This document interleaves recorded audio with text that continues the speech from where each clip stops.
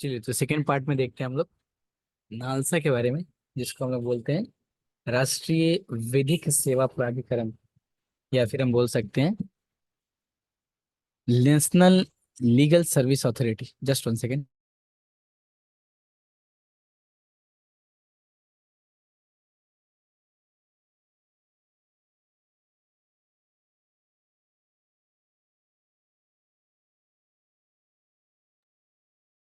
हाल ही में एक संसदीय स्थायी समिति ने विधिक सेवा प्राधिकरण अधिनियम 1986 के तहत कानूनी सहायता की कार्य प्रणाली की समीक्षा पर अपनी रिपोर्ट पेश की है।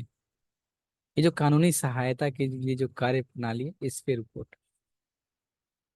अच्छा, नालसा क्या है उसके बारे में फिर हम इधर पढ़ते हैं, आखिर नालसा है क्या। न्यायिक विधिक सेवा प्राधिकरण। नालसा विधिक सेवा प्राधिकरण अधिनियम 1987 के तहत गठित एक शीर्ष कानूनी सेवा प्रदाता संगठन है। सेवा प्रदाता संगठन, ये एक सेवा कानूनी सेवा प्रदाता संगठन। यह कानूनी सहायता संबंधी नीतियों और कार्यक्रमों को कार्यान्वयन की देखरेख करता है, साथ ही पूरे भारत में कानूनी सहायता संबंधी गतिविधियों की निगरानी करता है। नालसा एक मुख्य सिद्धांत यह सुनिश्चित करना है कि देश में गरीबों और वंचितों को मुफ्त कानूनी सेवाएं उपलब्ध हो, जिससे उन्हें न्याय तक पहुंच हो सके। नालसा का मुख्य सिद्धांत यह सुनिश्चित करना है कि गरीबों और वंचितों को मुफ्त कानूनी सेवाएं उपलब्ध हो, जिससे उन्हें न्याय तक पहुंच प्राप्त हो सके। इसके तहत मिलने वाली कानूनी सहायता न्यायालयों, अधिकरणों और न्यायिक या अर्ध न्यायिक शक्तियों वाले अन्य निकायों में मान्य होती है। सिर्फ न्यायालय में नहीं, अर्ध न्यायिक न्यायालय में भी, अधिकरण में भी मान्य होती है। यह वैकल्पिक विवाद समाधान ADR, अल्टरनेटिव डिस्प्यूट रेजोल्यूशन तंत्र के माध्यम से भी विवादों की निपटान को बढ़ावा देता है। केंद्र सरकार नालसा को वार्षिक रूप से धनराशि आवंटित करती है। इस राशि को फिर राज्य और जिला कानूनी सेवा प्राधिकरणों को वितरित करता है। राज्य सरकारें वेतन सहित राज्य स्तरीय खर्चों का वहन करती है। विधिक सेवा प्राधिकरण अधिनियम धारा 12 के तहत आने वाले कमजोर वर्गों में निम्नलिखित शामिल होते हैं। कौन कौन? महिलाएं और बच्चों के लिए, अनुसूचित जाति, अनुसूचित जनजाति, औद्योगिक कामगार, दिव्यांग व्यक्ति, हिरासत में लिया गया व्यक्ति, मानव तस्करी से पीड़ित व्यक्ति, प्राकृतिक आपदाओं, जातीय या जातिगत हिंसा व औद्योगिक आपदा के पीड़ित तथा 1 लाख रुपए से कम वार्षिक आय वाले व्यक्ति या केंद्र राज्य सरकारों द्वारा अधिसूचित व्यक्ति, ये सारे के सारे नालसा के अंतर्गत आते हैं। अब इसके अंदर बात करें तो निःशुल्क कानूनी सहायता से संबंधित कुछ संवैधानिक प्रावधान है कि नहीं। अनुच्छेद 39A, यह राज्य के लिए निःशुल्क कानूनी सहायता के प्रावधान सहित 39A, यह राज्य के लिए निःशुल्क कानूनी सहायता के लिए सहायता के प्रावधान सहित समान अवसर के साथ न्याय सुनिश्चित करना अनिवार्य बनाता है। अनुच्छेद 14, यह भारत के राज्य क्षेत्र के भीतर सभी व्यक्तियों को कानूनों के समक्ष समानता की गारंटी देता है। और अनुच्छेद 22(1), यह गिरफ्तार किए गए या हिरासत में लिए गए व्यक्तियों को सुरक्षा प्रदान करता है तथा उनके कानूनी परामर्श और वकील रखने के अधिकार को सुनिश्चित करता है। थोड़ा बात करें अगर हम इधर कि भारत में कानूनी सहायता के प्रावधान का इतिहास की अगर बात करें तो, कानूनी सहायता का इतिहास की बात करें तो 1960 में सबसे पहले अगर हम बात करें तो भारत में कानूनी सहायता योजनाओं के लिए दिशा निर्देश जारी किए गए हैं। 1976 में 42वें संविधान संशोधन के जरिए संविधान के अनुच्छेद 39A को शामिल किया गया। और 39A में क्या है, अभी हमने पढ़ा, कि राज्य के लिए निःशुल्क कानूनी सहायता के प्रावधान सहित समान अवसर के साथ न्याय सुनिश्चित करना अनिवार्य। 1980 में न्यायमूर्ति पीएन भगवती की अध्यक्षता में कानूनी सहायता योजनाओं के कार्यान्वयन के लिए सीमित समिति सिलाहस का गठन किया गया। 1987 विधिक सेवा प्राधिकरण अधिनियम लागू किया गया। इस प्रकार भारत में कानूनी सहायता कार्यक्रमों के लिए एक विधिक ढांचे की व्यवस्था की गई। 1995 में आया नालसा, राष्ट्रीय विधिक सेवा प्राधिकरण, नालसा का गठन किया गया। यह देश में कानूनी सहायता के समन्वय हेतु शीर्ष निकाय है। 1998 में अस्थायी व निरंतर लोक अदालतों के आयोजन की शुरुआत की गई। ये एक वैकल्पिक विवाद निवारण तंत्र प्रदान करती है। अलग अलग कानूनी सहायता 2000 में अलग अलग कानूनी सहायता पहलों को लागू किया गया। इनमें कानूनी साक्षरता कार्यक्रम, परामर्श केंद्र आदि शामिल किए गए। ये पॉइंट ध्यान रखना है कि इसके धारा के तहत आने वाले कमजोर वर्गों में कौन कौन से शामिल, तो बच्चे शामिल हैं, अनुसूचित जाति अनुसूचित जनजाति सदस्य, औद्योगिक कामगार, दिव्यांग व्यक्ति, हिरासत में लिया गया व्यक्ति, मानव तस्करी से पीड़ित व्यक्ति, प्राकृतिक आपदा, जातीय या जातिगत हिंसा व औद्योगिक आपदा के पीड़ित, मतलब 1 लाख से कम वार्षिक आय वाले व्यक्तियों राज्य सरकार द्वारा अधिसूचित किया गया। बात करें नेक्स्ट नालसा को लेके, आगे की क्या है। नालसा के तहत निम्नलिखित को कानूनी सहायता पहल की निगरानी करने का अधिकार दिया गया है। किनको? राष्ट्रीय, राज्य या जिला स्तर पर कानूनी सेवा प्राधिकरण जो है, ये नालसा के तहत कानूनी सहायता पहल की निगरानी करने के अधिकार दिया गया है। कौन करते हैं? तो राज्य में या फिर जिला स्तर पर कानूनी सेवा प्राधिकरण जो है वो ताल्लुक या सब डिविजनल कानूनी सेवा समिति तथा उच्च न्यायालय और उच्चतम न्यायालय कानूनी सेवा समिति प्रोवाइड करते हैं। नालसा के कार्य क्या है? नालसा के कार्य कानूनी सहायता और मदद करना। इसमें वकील हायर करके देना, प्रक्रिया शुल्क का भुगतान करना, ड्राफ्टिंग और अनुवाद सहित दस्तावेज तैयार करना तथा कार्यवाही में कानूनी दस्तावेज के प्रमाणित प्रतियां उपलब्ध करवाना शामिल है। ये सारी चीज क्या क्या? वकील हायर करके देना, प्रक्रिया शुल्क भुगतान करना, ड्राफ्टिंग और अनुवाद सहित दस्तावेज तैयार करना, कानूनी दस्तावेज के प्रमाणित प्रतियों उपलब्ध कराना। विधिक सेवा प्राधिकरण अधिनियम की धारा 4D के तहत हाशिए पर रह रहे लोग हाशिए पर रहे लोगों की ओर से सामाजिक न्याय के लिए जनहित याचिकाओं में भागीदारी सुनिश्चित करना। अगर एग्जाम्पल देखें तो वृंदावन में परित्यक्त और निराश्रित महिलाओं, विधवाओं के मौलिक अधिकारों के संरक्षण के लिए सुप्रीम कोर्ट में याचिका दायर करना, ट्रांसजेंडर समुदाय के अधिकारों के संरक्षण के लिए याचिका दायर करना। उल्लेखनीय है कि नालसा भारत संघ 2014 बाद में ट्रांसजेंडर को थर्ड जेंडर के रूप में मान्यता प्रदान की गई। नालसा के मुख्य कार्यक्रम और गतिविधि, अगर हम मेरी हेड पॉइंट देखें, मेन पॉइंट, तो हम बात कर सकते हैं कानूनी सहायता एवं समर्थन, आउटरीच कार्यक्रम, लोक अदालत और मध्यस्थता करना, पीड़ितों को मुआवजा देने हेतु योजनाएं, न्यायालयों और अधिकरणों के पात्र श्रेणियों के व्यक्तियों को कानूनी सहायता एवं समर्थन प्रदान किया जाता है। यह सहायता स्थानीय कार्यालयों और कानूनी सेवा के जरिए दी जाती है।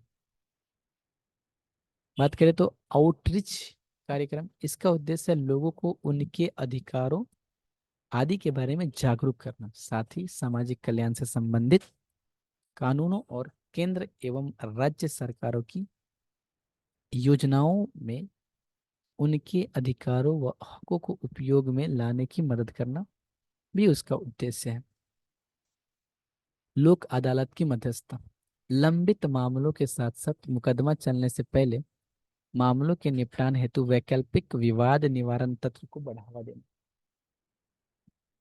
लोक अदालतों और मध्यस्थता, इसका उद्देश्य कानूनी विवादों को तेजी से सौहार्दपूर्ण ढंग से हल करना, जिससे नियमित न्यायिक प्रणाली पर बोझ कम हो सके। कानूनी जागरूकता, विविध मामलों में कानूनी सुरक्षा साक्षरता को बढ़ावा देना। इन माध्यमों में सेमिनार, पैम्पलेट वितरण, टेलीविजन और रेडियो उपस्थित कानून के छात्रों के लिए इंटर्नशिप और कॉलेजों में कानूनी सहायता क्लिनिक आदि शामिल। पीड़ित को मुआवजा, यौन उत्पीड़न, अन्य अपराधियों की पीड़ित महिलाओं, उत्तरजीवियों के लिए मुआवजा योजना जैसी योजनाओं के माध्यम से नालसा का उद्देश्य उन महिलाओं को मुआवजा और सहायता प्रदान करना है जो यौन उत्पीड़न या अन्य अपराधों की पीड़ित या उत्तरजीवी है। रिपोर्ट में पहचाने गए मुद्दे और मुख्य सिफारिश। मुद्दे क्या है कि जागरूकता और कानूनी शिक्षा की कमी है। इंडिया जस्टिस रिपोर्ट 2019 के अनुसार 1995 से लेकर केवल 15 मिलियन लोगों ने ही कानूनी सहायता का उपयोग किया है, जबकि देश की संपूर्ण आबादी 80% से अधिक लोग कानूनी सहायता के लिए पात्र हैं। सिफारिश या फिर टिप्पणी क्या की गई इस पे? कानूनी शिक्षा के लिए व्यापक मास मीडिया अभियान शुरू किया जाना चाहिए। नालसा को कमजोर वर्गों, विशेष रूप से विचाराधीन कैदियों की सहायता करने को प्राथमिकता देनी चाहिए। साथ ही लंबे समय तक हिरासत में रखने और जमानत मिलने में आने वाली चुनौतियों को मामला का अध्ययन करना चाहिए। नालसा को इस पे काम करना चाहिए कि जो विचाराधीन कैदियों हैं उनकी सहायता करनी चाहिए। बजटीय बाधाएं और आवंटन। इंडिया जस्टिस रिपोर्ट 2019 के अनुसार 2017 से 18 के लिए भारत के कानूनी सहायता खर्च प्रति व्यक्ति 0.7 पैसा सालाना था। न्याय संबंधी अंतर को पाटने के लिए नालसा को सहायता अनुदान में पर्याप्त वृद्धि की जानी चाहिए।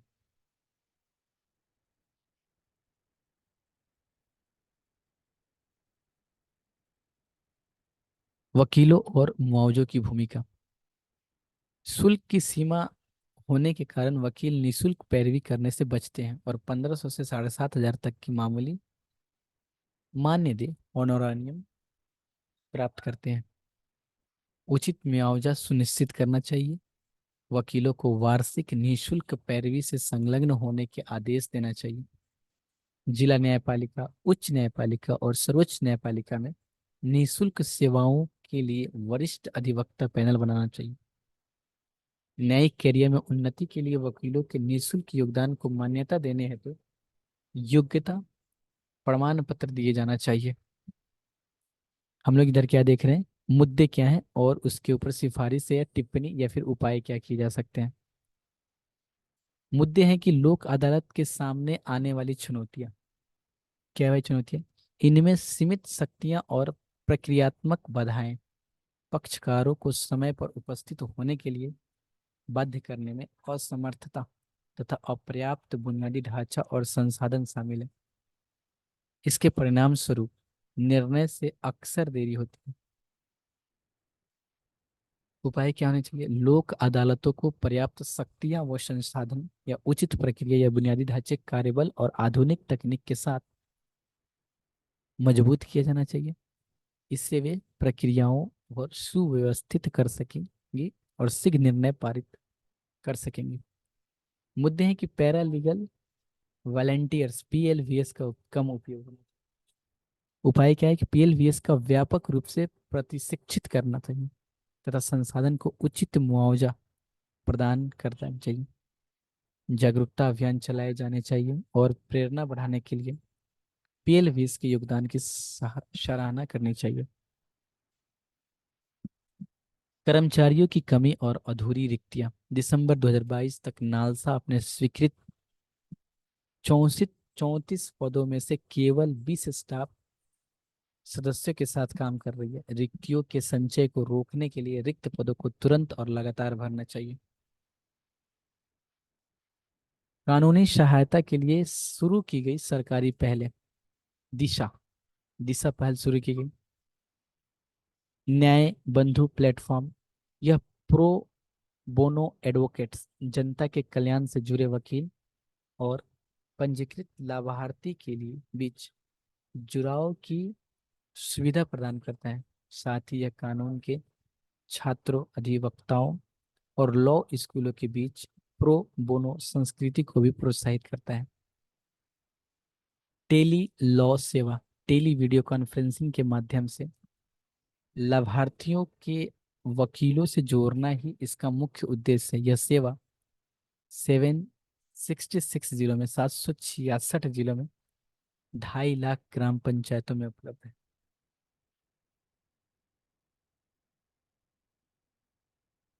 कानूनी सहायता रक्षा परामर्श, LADCS, इससे नालसा ने शुरू किया है। यह पहल देश भर में 676 जिले में पूर्णकालिक वकीलों को शामिल करके आपराधिक मामलों में कुशल कानूनी सहायता सुनिश्चित करती है। यह प्रणाली विकसित देशों में प्रचलित लोक रक्षक प्रणालियों के प्रतिबंधित करती है। न्याय मित्र कार्यक्रम, इस कार्यक्रम के माध्यम से जिला स्तर पर 15 साल पुराने पुराने लंबित मामले में निपटान की सुविधा प्रदान की जाती है। साथ ही अखिल भारतीय कानूनी साक्षरता और कानूनी जागरूकता कार्यक्रम के माध्यम से नागरिक नागरिकों को सशक्त बनाना। ये है आपका नालसा का कंप्लीट, मैंने डिस्कस किया। अब हम बात करेंगे आर्टिकल 142। बहुत ही सिंपल सा टॉपिक है ये। हाल ही में सुप्रीम कोर्ट ने अनुच्छेद 142 के तहत प्रदत्त शक्तियों का उपयोग करते हुए चंडीगढ़ के मेयर के चुनाव के परिणाम को अमान्य घोषित कर दिया है। इस प्रकार कोर्ट ने इस मामले में पूर्ण न्याय सुनिश्चित किया है।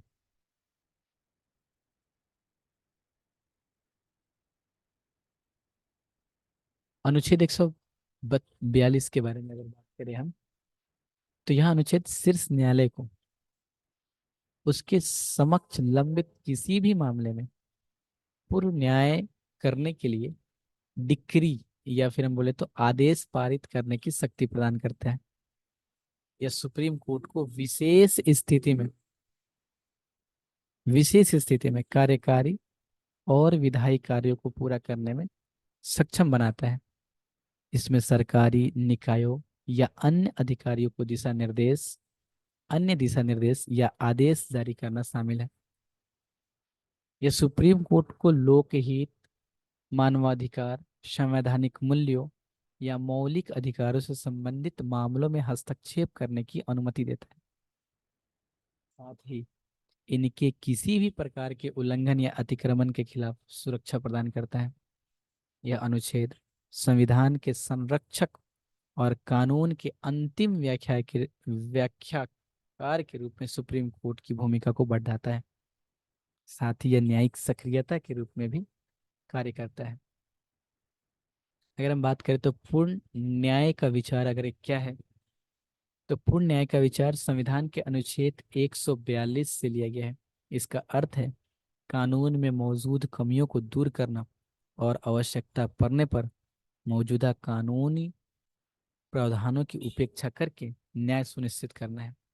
इसमें व्यापक संवैधानिक सिद्धांतों, सामाजिक आवश्यकताओं और न्याय के विकसित मानकों पर विचार करते हुए कानूनों की व्याख्या करना तथा उन्हें लागू करना शामिल है। बात करें अगर हम 142 के सकारात्मक प्रभाव क्या है, तो 142 के सकारात्मक प्रभाव की बात करें अगर हम, तो सबसे पहला बात, विधायी शून्यता वाले अत्यावश्यक मुद्दों का समाधान हो सकता है। विधायी शून्यता वाले अत्यावश्यक मुद्दों का समाधान। तो अनुच्छेद 142 की जो सकारात्मक प्रभाव है उसके ऊपर बात करते हैं हम। तो विधायी शून्यता सामान्य वाले अत्यावश्यक मुद्दों का समाधान, यह सुप्रीम कोर्ट को उन मुद्दों का निपटान करने में सक्षम बनाता है जहां विधायी शून्यता व्याप्त है।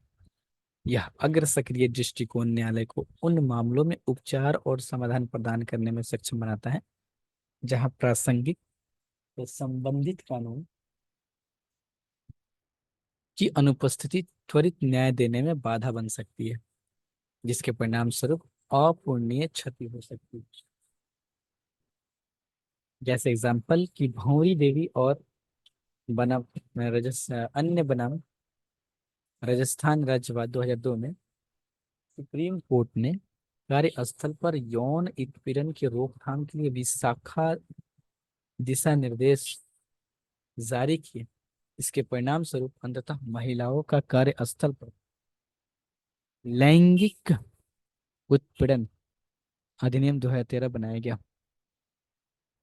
ताजमहल की सफाई, विचाराधीन कैदियों की रिहाई और विन यूनियन कार्बाइड मामला अनुच्छेद 142 के न्याय संगत उपयोग के कुछ उदाहरण हैं। लोकतंत्र को मजबूत करना, यह अल्पसंख्यकों के अधिकारों की रक्षा करता है और यह सुनिश्चित करता है कि लोकतांत्रिक प्रक्रिया के भीतर सभी वर्गों व समुदायों के मतों का सुना जाए और उनका सम्मान किया जाए। के एस पुट्टास्वामी बनाम भारत संघ 2017 वाद में निजता से संबंधित में सुप्रीम कोर्ट ने व्यक्तिगत निजता की सुरक्षा के लिए दिशा निर्देश जारी किए। नियंत्रण और संतुलन प्रदान करता है। यह सरकारी संस्थाओं की शक्तियों को प्रतिबंधित करने में महत्वपूर्ण भूमिका निभाता है। इसके प्राधिकार के किसी भी दुरुपयोग को रोका जा सकता है और नागरिकों के मौलिक अधिकारों की रक्षा की जा सकती है। 2014 में सुप्रीम कोर्ट ने अवैध और मनमाने माने गए 2018 कोयला ब्लॉक आवंटन में से 4 को छोड़कर सभी को रद्द कर दिया। नागरिक अधिकार और सामाजिक न्याय विधायी और कार्यकारी शाखाओं द्वारा उपेक्षित किए गए या टाले गए मुद्दों को संबोधित करके नागरिक अधिकार एवं सामाजिक न्याय सुनिश्चित करता है। विनीता शर्मा बनाम राकेश शर्मा एवं अन्य वादे 2020 में सुप्रीम कोर्ट ने हिंदू उत्तराधिकार अधिनियम के तहत बेटियों के सामुदायिक समान उत्तराधिकार संबंधी अधिकारों पर परस्पर विरोधी निर्णयों का समाधान किया था। बात करेगा नेक्स्ट पेज की। इसमें तो सारे फायदे, समानता को बढ़ावा देना। यह अनुच्छेद भेदभावपूर्ण कानूनों और प्रथाओं को चुनौती देकर कानून के तहत समानता को बढ़ावा देता है। साथ ही नस्ल, लिंग, लैंगिक रुझान या अन्य विशेषताओं को आधार न मानकर सभी को समान संरक्षण प्रदान करता है। सचिव या रक्षा मंत्रालय बनाम बबीता पुनिया मामले में सुप्रीम कोर्ट ने भारतीय सेना में महिला अधिकारियों को अस्थायी कमीशन देने का निर्णय दिया था। बात करते हैं इससे जुड़े मुद्दे। परिभाषा में सब्जेक्टिविटी नहीं है। परिभाषा में सब्जेक्टिविटी नहीं है, नहीं ऑब्जेक्टिविटी नहीं है। 142 न्यायालय को व्यापक विवेकाधिकार प्रदान करता है। साथ ही पूर्ण न्याय पद के लिए एक मानक परिभाषा अनुपस्थिति के कारण इसका मनमाना ढंग से उपयोग या दुरुपयोग हो सकता है। पूर्ण न्याय को परिभाषित करना एक व्यक्ति पर सब्जेक्टिव कार्य है। उल्लेखनीय है कि पूर्ण न्याय की व्याख्या हर मामले में अलग अलग होती है। सरकार के अलग अलग अंगों के बीच सीमाओं को स्पष्ट करता है। ये कभी कभी न्यायिक सक्रियता न्यायपालिका और विधायिकाओं के बीच सीमाओं को धुंधला कर सकती है। इसमें न्यायपालिका और विधायिका के बीच अपनी अपनी भूमिकाओं को लेकर भ्रम पैदा हो सकता है और क्षेत्राधिकार संबंधी टकराव उत्पन्न हो सकते हैं।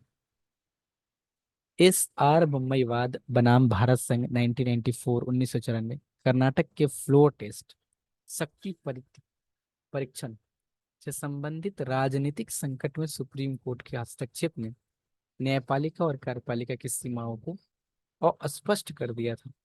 इससे अधिकार क्षेत्र के अतिक्रमण संबंधी चिंताएं बढ़ गई थी। गैर जवाबदेहिता। अनुच्छेद 142 कार्यपालिका और विधायिका के विपरीत न्यायपालिका को उसके निर्णयों की जांच या उन्हें चुनौती देने की प्रतिरक्षा प्रदान करता है। शक्तियों के पृथक्करण के सिद्धांत के आधार पर भी इस विवेकाधीन शक्ति की आलोचना की गई है। संगतता का अभाव। अनुच्छेद 142 के तहत असंगत कानूनी फैसले व्यक्तियों और व्यवसायों के लिए मुकदमेबाजी की योजना बनाने व कार्यवाहियों को जटिल बना सकते हैं। आगे की राह की बात करें अगर, तो शक्तियों को मनमाने ढंग से उपयोग करने से बचना चाहिए। न्यायाधीश को यह सुनिश्चित करना चाहिए कि अनुच्छेद 142 के तहत दिए गए निर्णय प्रासंगिक तथ्यों और विचारों पर आधारित हों। उन्हें अपनी शक्ति के मनमाने उपयोग से बचना चाहिए। हालांकि अनुच्छेद 142 कानून में व्याप्त कमियों को दूर करने के लिए एक लचीला दृष्टिकोण प्रदान करता है, फिर भी इसका दुरुपयोग नहीं किया जाना चाहिए। पूर्ण न्याय को परिभाषित करना। पूर्ण न्याय पद की अस्पष्टता का उपयोग मनमाने निर्णयों को उचित ठहराने के लिए नहीं किया जाना चाहिए। अस्पष्ट दिशा निर्देश या सिद्धांत सॉरी हाँ अस्पष्ट दिशा निर्देश या सिद्धांत पूर्ण न्याय करने की आड़ में शक्ति के दुरुपयोग को कम करने में मदद कर सकते हैं। एक विनियामक ढांचा स्थापित करना। अनुच्छेद 142 के दुरुपयोग को रोकने के लिए न्यायालय के निर्णयों की जांच और जवाबदेही के अधीन लाया जाना चाहिए। साथ ही यह सुनिश्चित किया जाना चाहिए कि अनुच्छेद 142 को लागू करने से पहले सभी संबंधित पक्षों को सुना जाए। संविधान पीठ को रेफर करना। अनुच्छेद 142 को लागू करने वाले सभी मामलों को कम से कम 5 न्यायाधीशों की संविधान पीठ को भेजा जाना चाहिए। कंप्लीट हो गया ये आर्टिकल 42। आज बात करते हैं ये आपराधिक मानहानि। एंड देन उसके बाद एक और टॉपिक है जाति आधारित आरक्षण और महामारी रोग अधिनियम। इसके बाद ये 2 टॉपिक और हैं, इसको करने के बाद दो टॉपिक करते हैं हम लोग। आपराधिक मानहानि। भारत के 22वें विधि आयोग ने आपराधिक मानहानि कानून शीर्षक से अपनी एक रिपोर्ट प्रस्तुत की है। यह विधि आयोग 250वीं रिपोर्ट है। इस रिपोर्ट में आपराधिक मानहानि को नए आपराधिक कानून बनाए रखने की सिफारिश की गई है। आपराधिक मानहानि के बारे में ब्लैक लॉ शब्दकोश के अनुसार मानहानि का अर्थ है झूठे और दुर्भावपूर्ण बयानों से किसी व्यक्ति के चरित्र, प्रसिद्धि या प्रतिष्ठा के नुकसान पहुंचाने का अपराध। क्या मतलब है इसका? किसी व्यक्ति के चरित्र, झूठे या दुर्भावपूर्ण बयानों से व्यक्ति के किसी चरित्र, प्रसिद्धि या प्रतिष्ठा को नुकसान पहुंचाने का अपराध।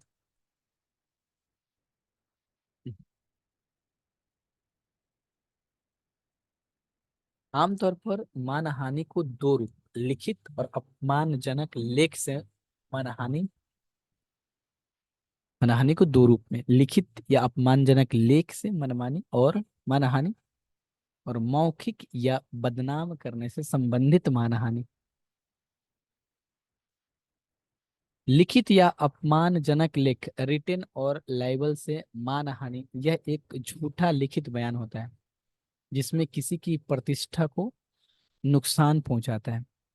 मौखिक या फिर बदनाम करने से संबंधित मानहानि यह गलत बोला गया है बयान होता है जो मौखिक रूप से किसी की प्रतिष्ठा को नुकसान पहुंचाता है। मौखिक में यह है कि यह गलत बोला गया बयान हो जो मौखिक रूप से किसी की प्रतिष्ठा को नुकसान पहुंचाता है। भारतीय कानून के अनुसार लिखित और मौखिक दोनों तरह के मानहानि क्रिमिनल अपराध के दायरे में आती है। मानहानि का आरोप तभी लगाया जा सकता है जब किसी के बारे में कोई दुर्भावनापूर्ण व झूठा बयान सार्वजनिक रूप से दिया गया हो। भारतीय दंड संहिता की धारा 499 किसी व्यक्ति की प्रतिष्ठा को नुकसान पहुंचाने के इरादे से उसके बारे में गलत जानकारी के प्रसार पर रोक लगाती है। इस अपराध के लिए अधिकतम सजा 2 साल है। आईपीसी की धारा 499 किसी व्यक्ति की प्रतिष्ठा को नुकसान पहुंचाने के इरादे से उसके बारे में गलत जानकारी के प्रसार पर रोक लगाती है। इस अपराध के लिए अधिकतम सजा कितनी है? 2 साल की। हालांकि 2023 के भारतीय न्याय संहिता अधिनियम की धारा 354(2) में कहा गया है कि जो व्यक्ति किसी दूसरे व्यक्ति की मानहानि करता है उसे 2 साल तक की कैद, जुर्माना या दोनों या सामुदायिक सेवा से दंडित किया जा सकता है। 2016 में सुप्रीम कोर्ट ने सुब्रमण्यम स्वामी बनाम भारत संघवाद में फैसला सुनाया था कि प्रतिष्ठा की रक्षा के अधिकार के साथ अभिव्यक्ति की स्वतंत्रता के अधिकार को संतुलित करते हुए आपराधिक मानहानि को बरकरार रखा जा सकता है। विधि आयोग ने इस बात पर जोर दिया था कि प्रतिष्ठा संविधान के अनुच्छेद 21 का एक महत्वपूर्ण पहलू है। इसे केवल इसलिए खतरे में नहीं डालना चाहिए कि कोई व्यक्ति किसी और की भावना को ठेस पहुंचाने की कीमत पर अपनी अभिव्यक्ति की स्वतंत्रता का प्रयोग करना चाहता है। संविधान का अनुच्छेद 19 तो उन आधारों को सूचीबद्ध करता है जिन पर भाषण और अभिव्यक्ति की स्वतंत्रता को प्रतिबंधित किया जा सकता है। इस प्रतिबंध का एक रूप मानहानि है। यूनेस्को द्वारा प्रकाशित आंकड़ों के अनुसार दुनिया भर में 160 देश मानहानि को एक क्रिमिनल अपराध मानते हैं। थोड़ा सा हम जान लेते हैं कि भारतीय विधि आयोग लॉ कमीशन ऑफ इंडिया के बाद क्या बोलना चाहता है। यह एक गैर सांविधिक निकाय है। उत्पत्ति कहाँ से हुई थी इसकी? गैर संविधिक, ध्यान रखना है, ये गैर सांविधिक निकाय है। ये ना तो ये कॉन्स्टिट्यूशनल है, ना ही तो ये स्टेटोरी है। पहली बार विधि आयोग की स्थापना चार्टर अधिनियम 1833 द्वारा की गई थी। लॉर्ड थॉमस बेबिंगटन मैकाले प्रथम विधि सदस्य थे। स्वतंत्रता के बाद पहला विधि आयोग 1955 भारत सरकार की एक अधिसूचना द्वारा गठित की गई। तब से 22 विधि आयोग नियुक्त किए गए हैं और प्रत्येक का कार्यकाल 3 वर्ष का होता है रहा है। मंत्रालय कानूनी मामलों का विभाग, कानून और न्याय मंत्रालय। कार्य क्या है इसका? कानून के क्षेत्र में अनुसंधान करना और सरकार की सिफारिश करना रिपोर्ट के रूप में। अन्य प्रमुख विशेषताएं की बात करें तो यह गैर बाध्यकारी सिफारिशें प्रस्तुत करता है। अब तक विधि आयोग ने 277 रिपोर्ट्स 2024 तक, जनवरी की बात करना, प्रस्तुत किए हैं। आपराधिक मानहानि कानून को बरकरार रखने के पक्ष में तर्क और बरकरार रखने के विपक्ष में तर्क, ये इंपॉर्टेंट तर्क है, इसको हम लोग को ध्यान रखना चाहिए। सबसे पहले इसके बारे में बात करें कि बरकरार रखने के पक्ष में तर्क। मजबूत निवारक सिविल मुकदमों में दोषी पर मुख्य रूप से जुर्माना लगाया जाता है, जबकि क्रिमिनल केस में जेल की सजा या जुर्माना या दोनों का प्रावधान होता है। इससे जानबूझकर और आक्रामक मानहानि को रोकने में मदद मिलती है। मतलब इसको क्रिमिनल केस में फॉर्म में रखा जाए। प्रतिष्ठा को बचाना और लोकहित, जब किसी व्यक्ति पर किसी की प्रतिष्ठा को नुकसान पहुंचाने के लिए मुकदमा चलाया जाता है तो यह संदेश प्रसारित होता है कि ऐसे कार्य अस्वीकार्य हैं और यह प्रतिष्ठा की रक्षा में लोक हित को स्वीकार करता है। कमजोर समूहों का संरक्षण। यह अल्पसंख्यक, सुवेद वर्गों, हाशिए पर रहने वाले समुदायों इत्यादि के खिलाफ नफरत भरे भाषण और भेदभाव के खिलाफ सुरक्षा उपाय प्रदान।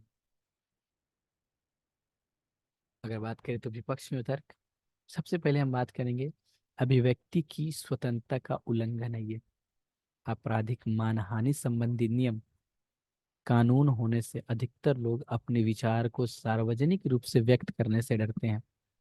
उन्हें लगता है कि अपने विचार को खुल के सामने रखने पर उन पर कानूनी कार्रवाई की जा सकती है, इसलिए यह अप्रत्यक्ष रूप से लोगों के वाक और अभिव्यक्ति की स्वतंत्रता के मौलिक अधिकार 19(1) का उल्लंघन करता है।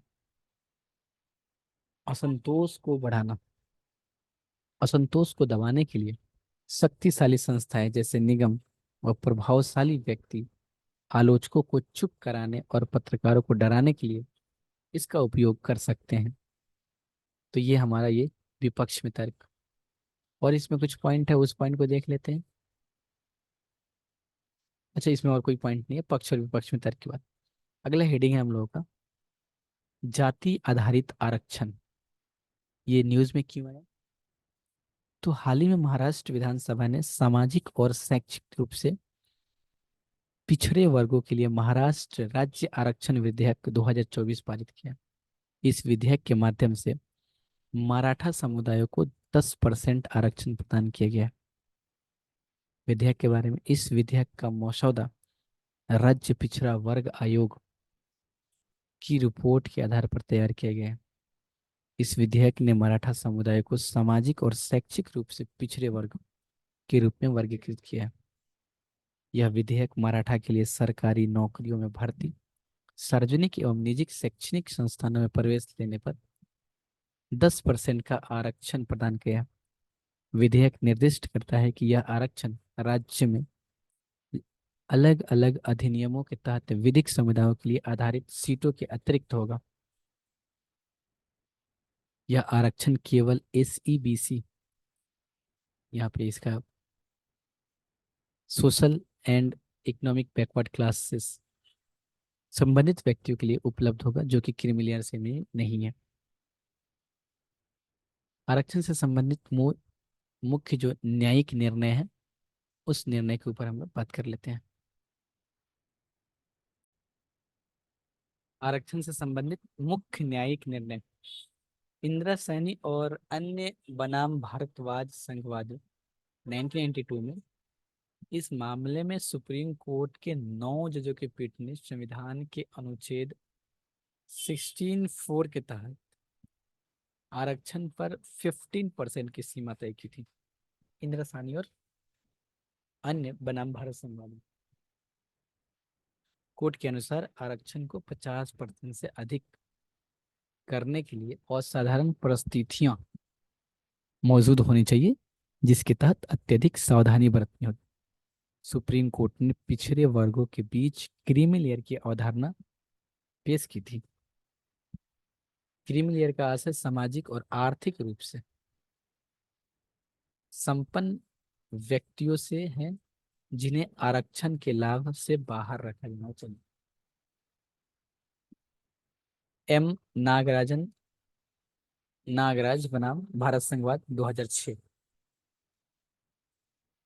इस मामले में सुप्रीम कोर्ट ने पदोन्नति में आरक्षण प्रदान करने से पहले 3 शर्तें तय की थी, जिन्हें राज्यों को पूरा करना होगा। ये शर्त निम्नलिखित थी कि अनुसूचित जाति हो, अनुसूचित जनजाति के पिछड़ेपन पर मात्रात्मक डेटा प्रदान करना होगा,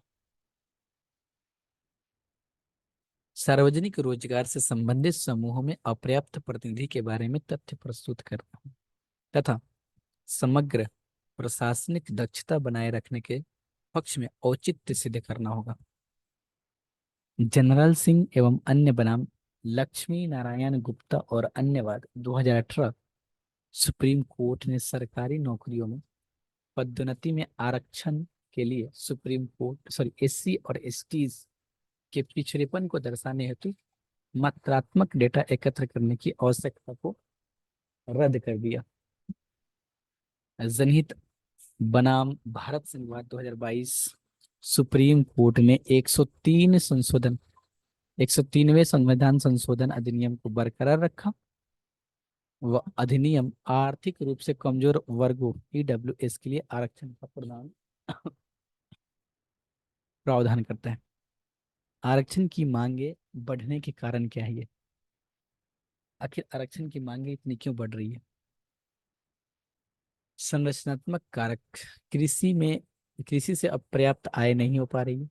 इस कारण लोग अन्य रोजगार की ओर जाने के लिए बाध्य हो रहे हैं, जो अस्थायी हो। साथ ही तकनीक व नवाचार आधारित रोजगार बाजार में कम अवसर व रोजगार खोजने की असमर्थता भी युवाओं की को सरकारी नौकरियों की ओर रुख करने के लिए बाध्य कर रही है। और रोजगार बाजार में चुनौतियां। निजी क्षेत्र में विशेषकर प्रवेश स्तर पर वेतन सार्वजनिक क्षेत्र की तुलना में बहुत कम है। इसके अलावा सार्वजनिक क्षेत्र अधिक सामाजिक सुरक्षा प्रदान करता है और तुलनात्मक रूप से स्थिर है। इसलिए सरकारी नौकरियों में आरक्षण की मांग की जाए। राजनीतिक कारण।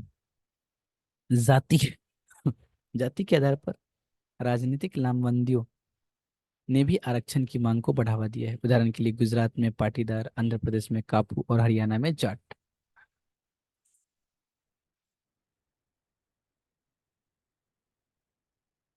सापेक्ष वंचन, रिलेटिव डेप्रिवेशन। जब किसी समुदाय को लगता है कि उसके क्षेत्र में कोई अन्य समुदाय जो समान आर्थिक और सामाजिक स्थिति होते हुए भी आरक्षण का लाभ प्राप्त कर रहा है, तो वह समुदाय भी समान दर्जे की मांग करने लगता है। समुदायों के भीतर भिन्नता। कुछ समुदायों के सापेक्ष प्रभुत्व के बावजूद भी उनके भीतर आय और शैक्षिक परिमाणों के संबंध में महत्वपूर्ण अंतर होता है। उदाहरण के लिए माठवाड़ा, मराठावाड़ा और पश्चिमी महाराष्ट्र में मराठा किसानों के बीच आर्थिक विभाजन के कारण मराठा आरक्षण की मांग की जा रही है। जाति आरक्षण का प्रभाव। जाति आधारित आरक्षण का प्रभाव। सामाजिक न्याय। विशेष जातियों से संबंधित व्यक्तियों और सामना किए गए ऐतिहासिक अन्याय को दूर किया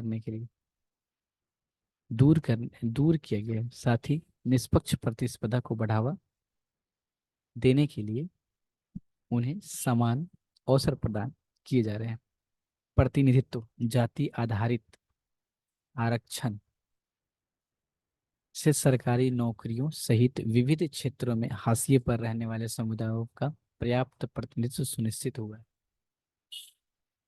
मौलिक समानता। संविधान में उपबंधित समानता केवल औपचारिक समानता नहीं है, बल्कि मौलिक समानता का प्रतीक है। इसका अर्थ अक्सर जाति पर आधारित विशाल सामाजिक आर्थिक असमानताओं पर प्रहार करना है। जाति आधारित आरक्षण से संबंधित मुद्दे। सामाजिक पिछड़ापन जरूरी नहीं कि जाति आधारित हो। सामाजिक पिछड़ापन जरूरी नहीं कि जाति आधारित हो। पहले से लाभान्वित लोगों को ही लाभ मिल रहा है। जाति विहीन समाज की धारणा के विपरीत है ये। आरक्षण की मांगों में वृद्धि हो रही है। जाति के भीतर असमानताओं को अनदेखी किया जा रहा है। जैसे अगर हम बात करें तो सामाजिक पिछड़ापन जरूरी नहीं है कि जाति आधारित ही हो।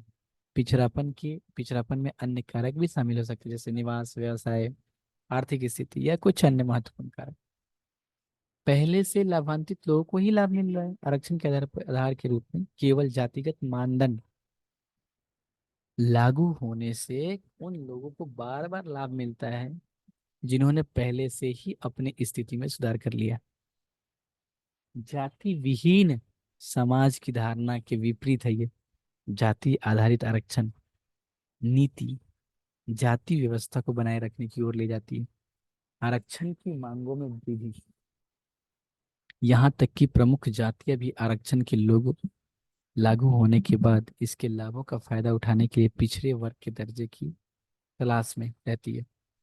जाति के भीतर असमानताओं की अनदेखी। समुदायों के भीतर आय और शैक्षिक परिणामों के संबंध में महत्वपूर्ण विभाजन को जाति आधारित आरक्षण में पूरी तरह से नजरअंदाज कर दिया जाता है। आगे की क्या राय होनी चाहिए हमें? व्यापक सामाजिक आर्थिक सर्वेक्षण। आरक्षण के कार्यान्वयन व इसके परिणाम को आकलन करना चाहिए। संवैधानिक प्रावधान के आधार पर यह निर्धारित करना चाहिए कि कौन सा समूह इसके लिए पात्र है। संतुलित आर्थिक समृद्धि को बढ़ावा देना।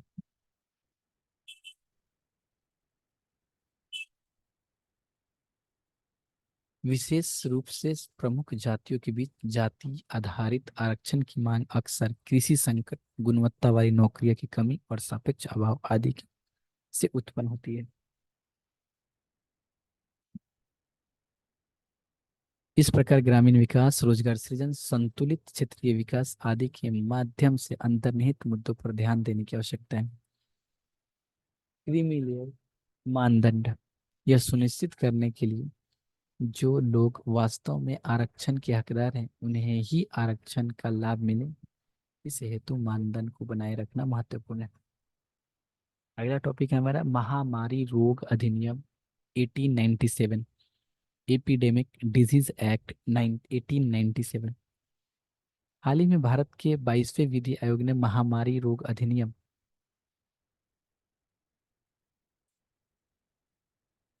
की व्यापक समीक्षा की है, शीर्षक में अपनी 286वीं रिपोर्ट जारी की है।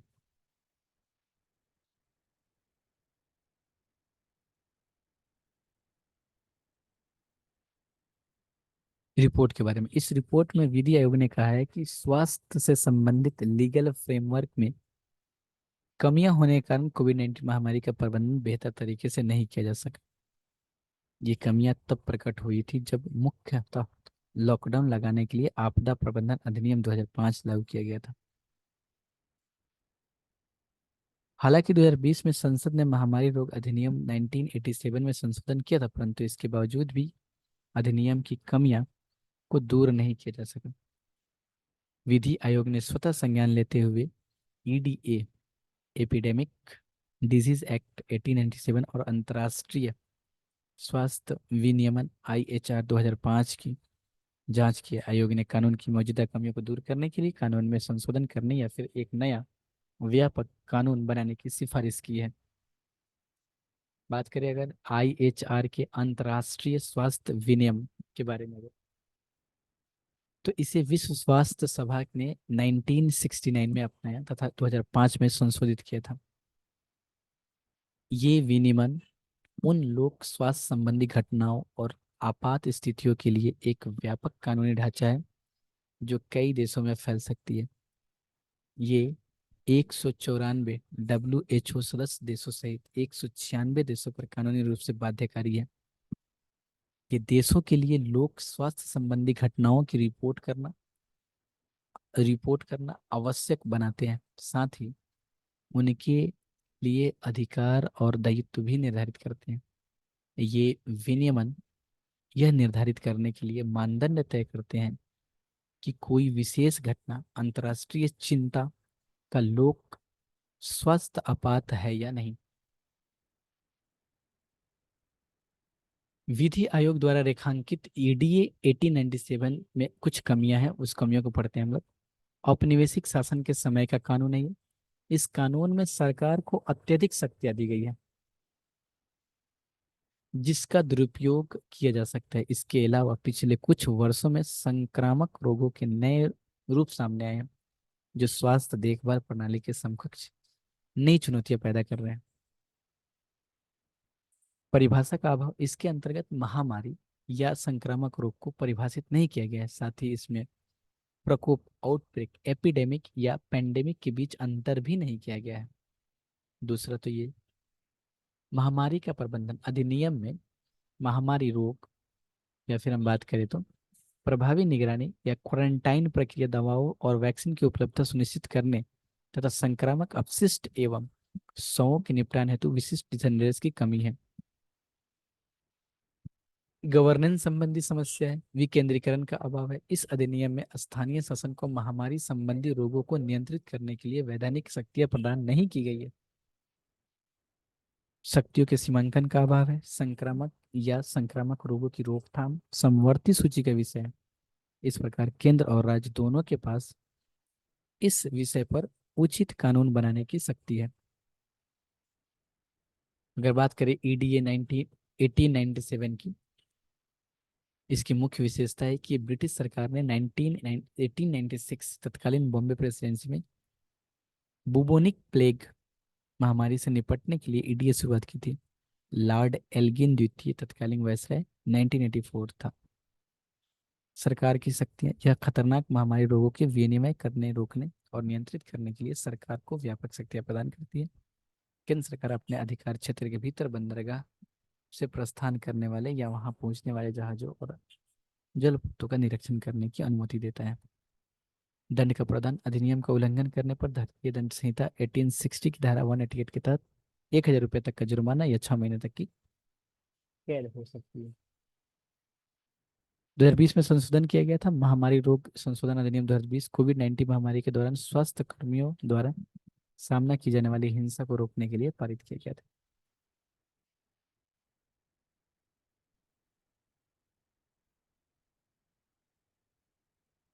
ईडीए यह निर्देश नहीं करता है कि यदि राज्यों और केंद्र के बीच असहमति होती है तो ऐसी ईडीए,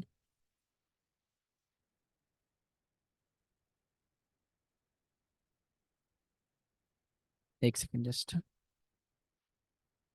एपिडेमिक, क्या था ये, अच्छा epidemic disease act, epidemic disease act यह निर्दिष्ट नहीं करता है कि यदि राज्यों और केंद्र के बीच में असहमति होती है तो ऐसी स्थिति में किसकी प्राथमिकता दी जाएगी। परस्पर समन्वय का अभाव है इसमें। कोविड-19 के दौरान प्रवर्तन तंत्र ने महामारी की प्रकृति और गंभीरता के अनुसार काम नहीं किया। इससे महामारी की रोकथाम और नियंत्रण में बाधा उत्पन्न हुई। कानून के उल्लंघन पर पर्याप्त सजा का प्रावधान नहीं किया गया है। विधि आयोग द्वारा, ये तो कमियां बता दी तुम। तो विधि आयोग द्वारा प्रस्तावित व्यापक कानून की मुख्य विशेषता ये है,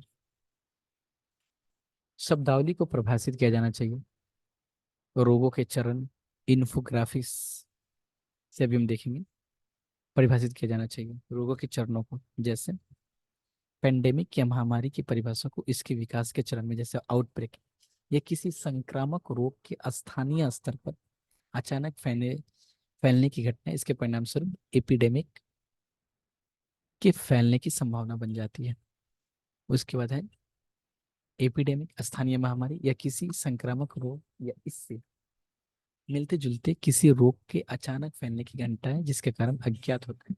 इसके परिणाम स्वरूप यह समान स्तर से अधिक तेजी से और व्यापक स्तर पर लोगों में फैलता जाता है।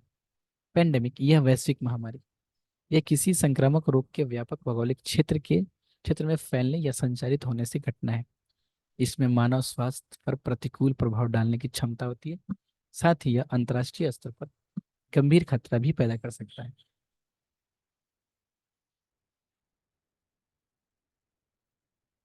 क्वारंटाइन और आइसोलेशन के बीच अंतर स्पष्ट किया जाना चाहिए। यह तो है कि महामारी रोग विधेयक 2023 में दोनों पद उचित रूप से परिभाषित किए गए हैं। लोगों की आवाजाही को प्रतिबंधित करके रोग के प्रसार को रोकने के लिए सामाजिक दूरी की बजाय शारीरिक दूरी पद का इस्तेमाल किया जाना चाहिए। शक्ति का विकेंद्रीकरण और सीमांकन, रोकथाम और प्रबंधन, चूंकि लोक व्यवस्था और स्वच्छता संविधान की 7वीं अनुसूची के तहत राज्य सूची का विषय है, इसलिए इसके प्रबंधन की शक्तियां राज्य सरकार को प्रदान की जानी चाहिए।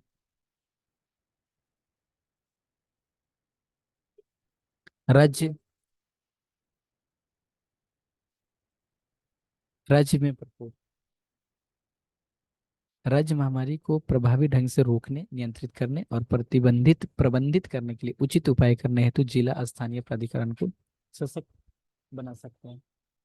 एपिडेमिक या पेंडेमिक का राज्य के बीच परस्पर प्रसार, केंद्र सरकार द्वारा राज्य सरकार जिला अधिकारियों को निर्देश दिया जाना चाहिए कि वे इन लोगों की रोकथाम एवं प्रबंधन हेतु उपयुक्त कार्रवाई करें।